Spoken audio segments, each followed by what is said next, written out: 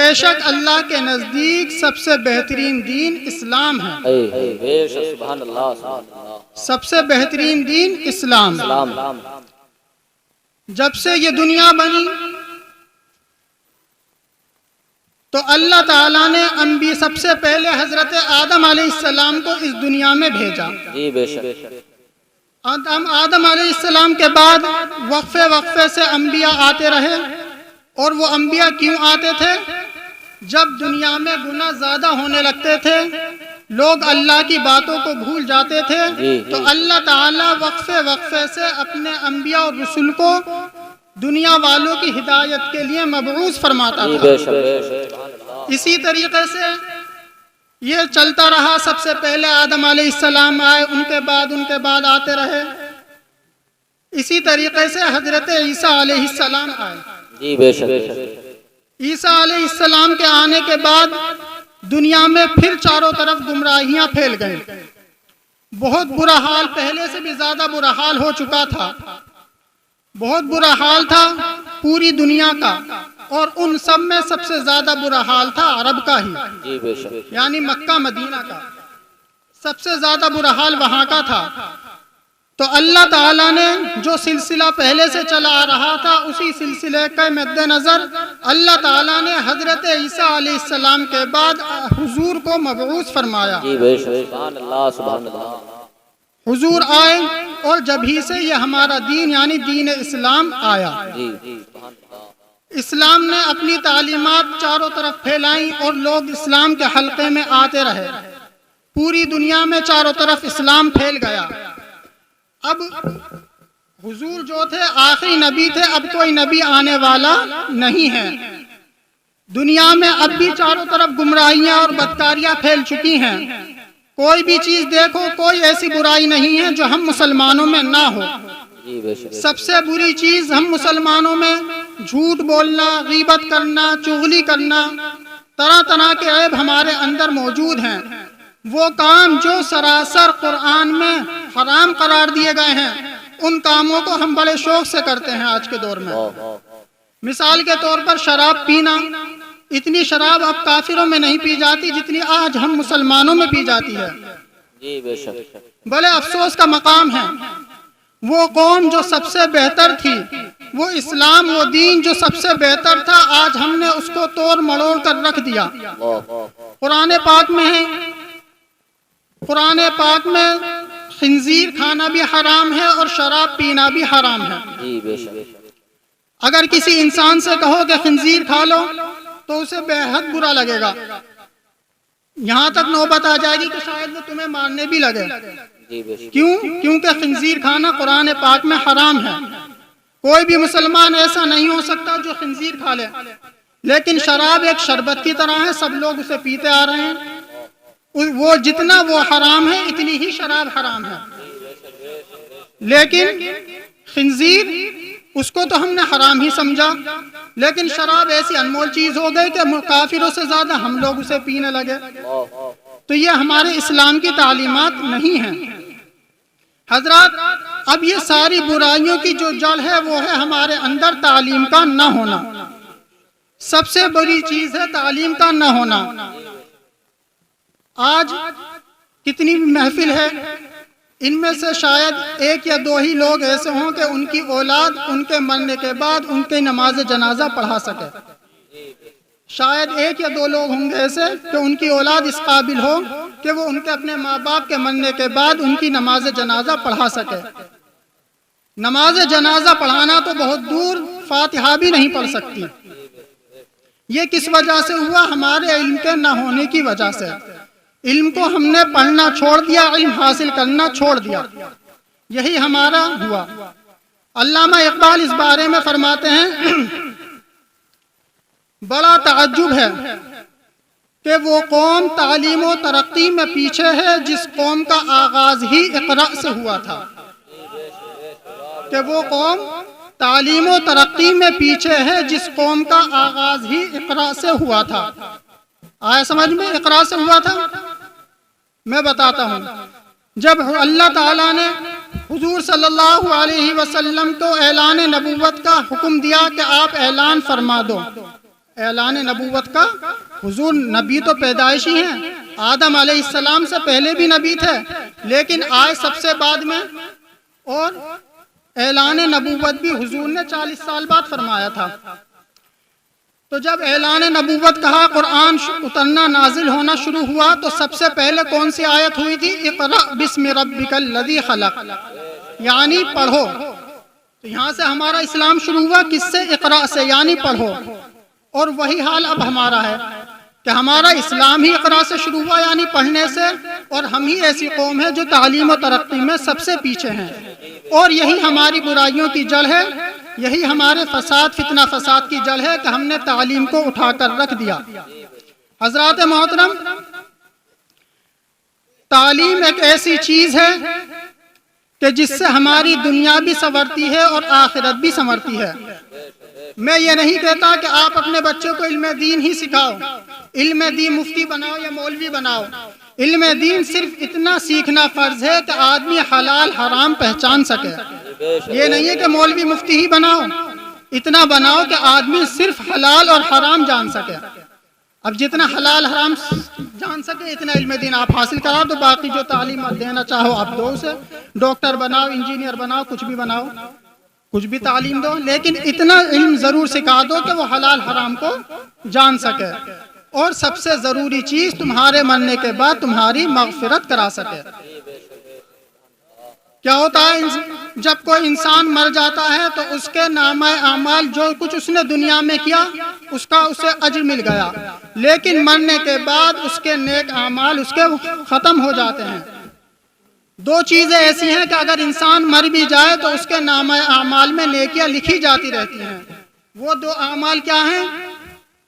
ایک ہے اپنے بچے کو علم دین حاصل کرانا، اور دوسرا کام ہے کسی مسجد مدرسے میں پیسہ دینا، مسجد تعمیر کرا دی، مدرسے میں پیسہ دے دیا یا مدرسے میں کتابیں دے دی۔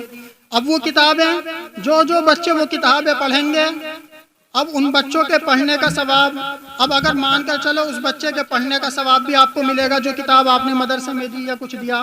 اب اگر وہ بچہ پڑھ کر فارغ ہو گیا اور اس نے 10 بچوں کو اور پڑھایا تو ان 10 بچوں کا ثواب بھی آپ کو ملے گا، اور اسی طریقے سے نیچے تک آ جائیے، یعنی اگر وہ 10 بچے اور 10 کو پڑھائیں تو اسی طریقے سے وہ ثواب آپ تک پہنچتا رہے گا۔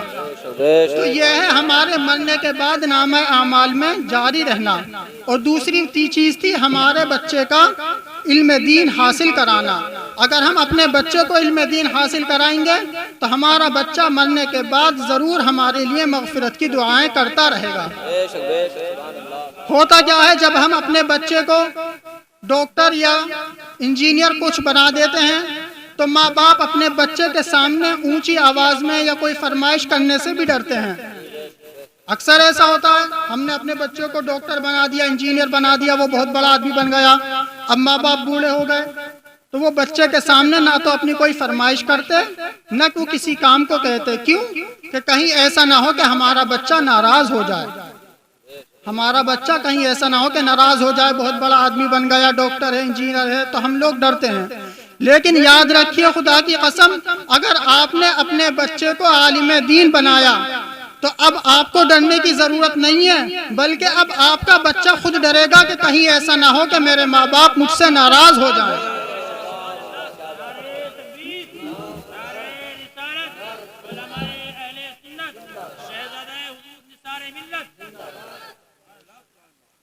تو اب بچہ اپنے ماں باپ سے ڈرے گا کہ کہیں ایسا نہ ہو کہ میرے ماں باپ مجھ سے ناراض ہو جائیں۔ یہ ہے علم کی فضیلت۔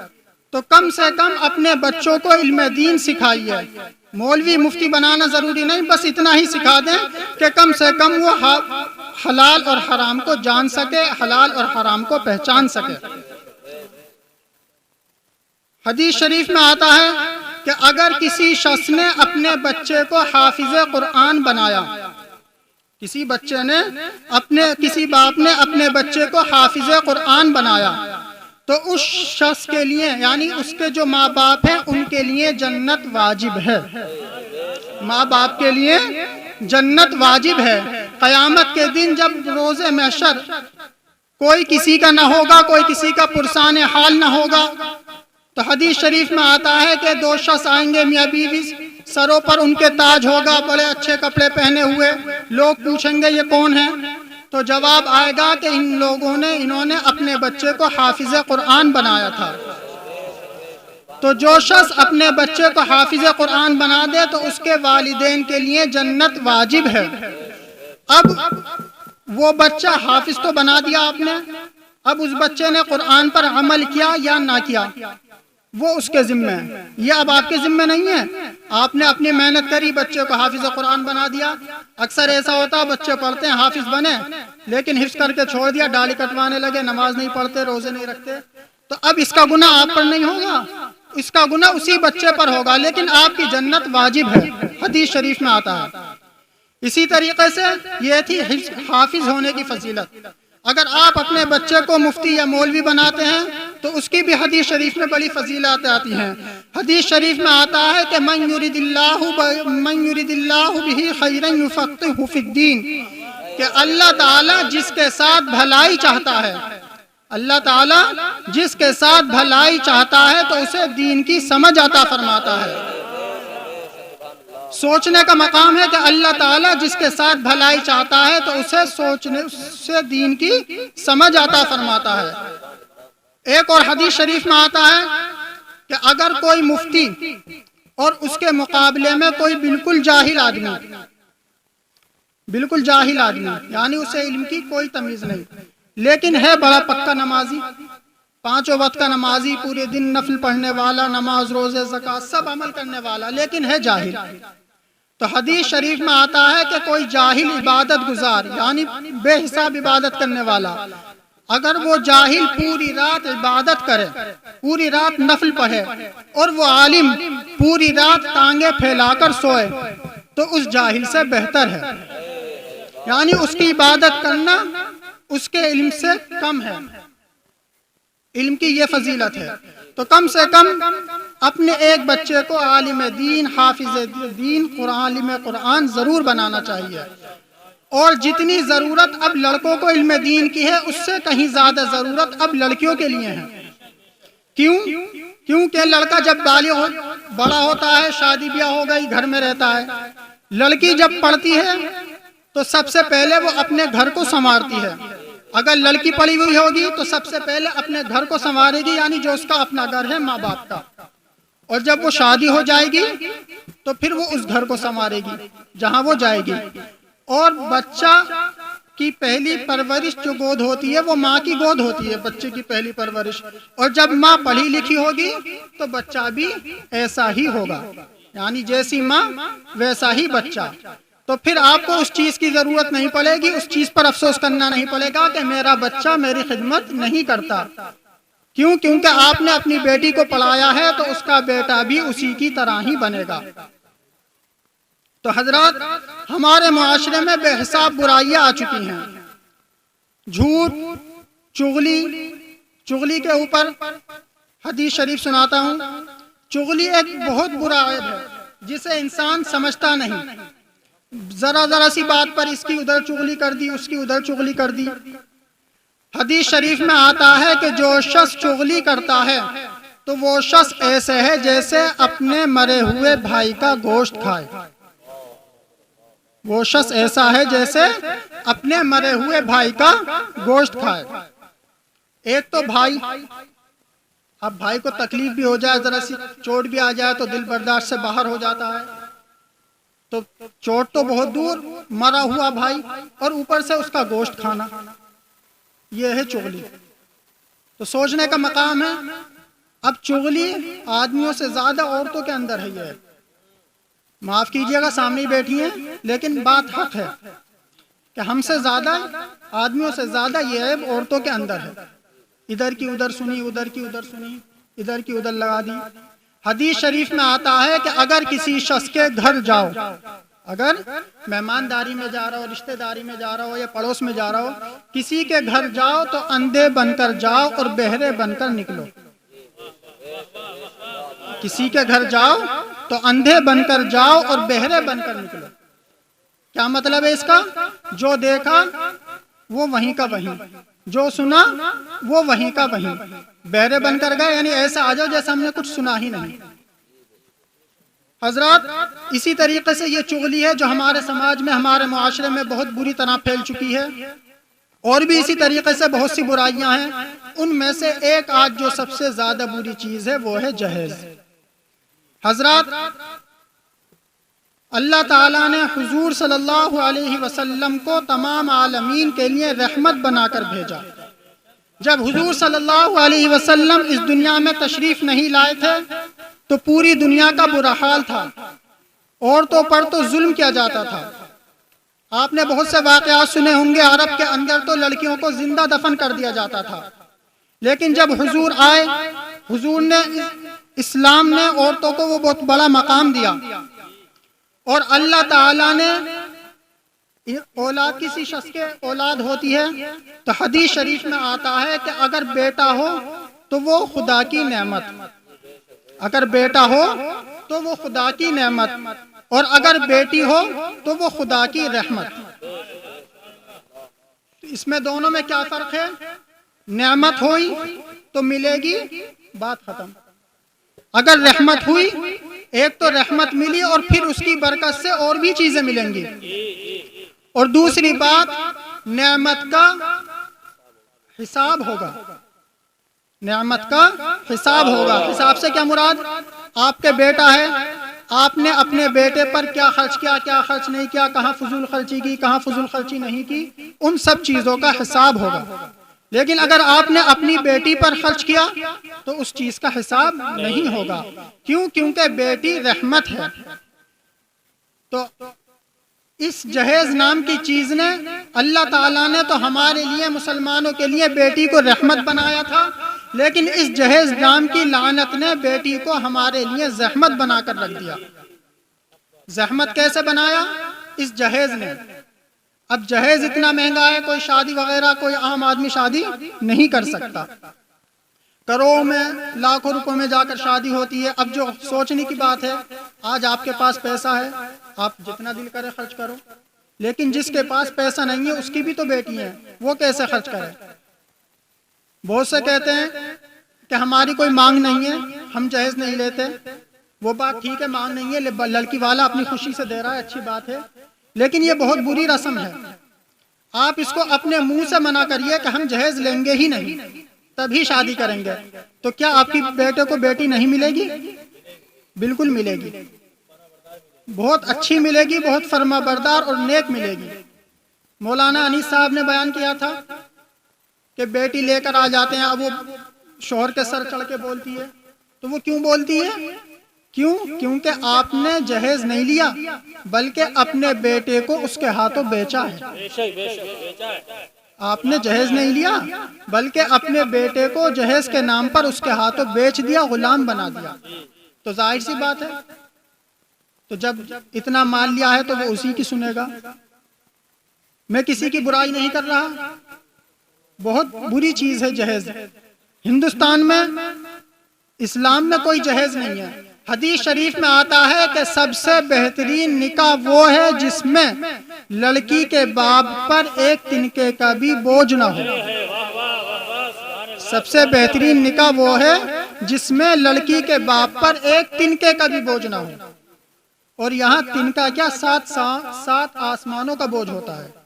اگر کسی کے گھر بیٹی پیدا ہو جائے تو وہ جبھی سے فکر مند ہو جاتا ہے کہ 10 سال بعد، 20 سال بعد یہ جوان ہوگی، میں کیسے کماؤں گا، کیسے اس کے شادی کروں گا۔ بچپن میں ہی، پیدا ہوتے ہی اس کو یہ فکر ہو جاتی ہے۔ اب جس کے پاس پیسہ ہے، خدا نے اسے پیسہ دیا ہے، بھئی وہ تو کر لے گا، لیکن جو آدمی غریب ہے وہ کیسے اپنی بیٹی کی شادی کرے گا؟ تو خدا را اس رسم کو، اس لعنت کو اپنے معاشرے سے دور کیجئے۔ یہ اسلام میں جو ہے صرف نکاح اور ولیمہ ہے، سادہ سا نکاح کرو، 4-5 آدمی جا کے، بیٹی لے آؤ، اگلے دن سنت کے مطابق ولیمہ کرو۔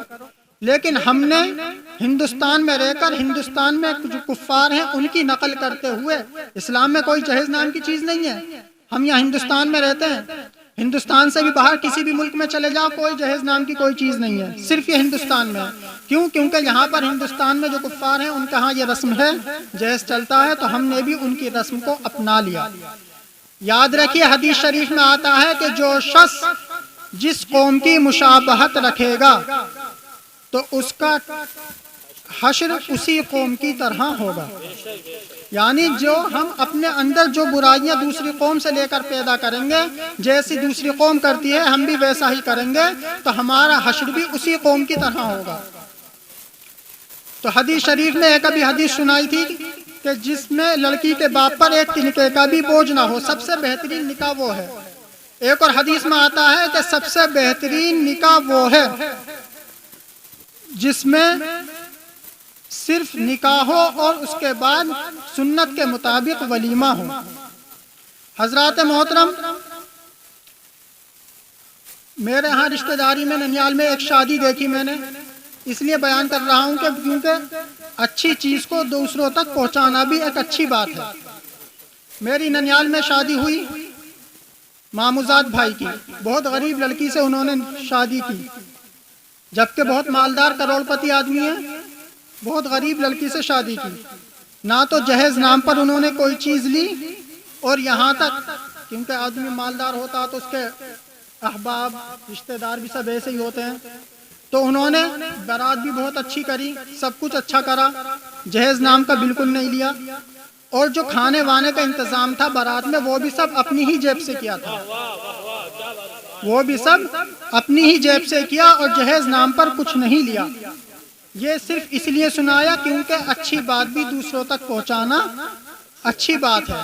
کیوں؟ برائی تو خود پہنچ جاتی ہے، برائی تو ہم نہ بھی پہنچے تو ہم خود ہی لے لیتے ہیں، لیکن اچھی بات نہ تو ہم کسی سے لیتے ہیں اور جہاں سنی وہیں چھوڑ دیتے ہیں۔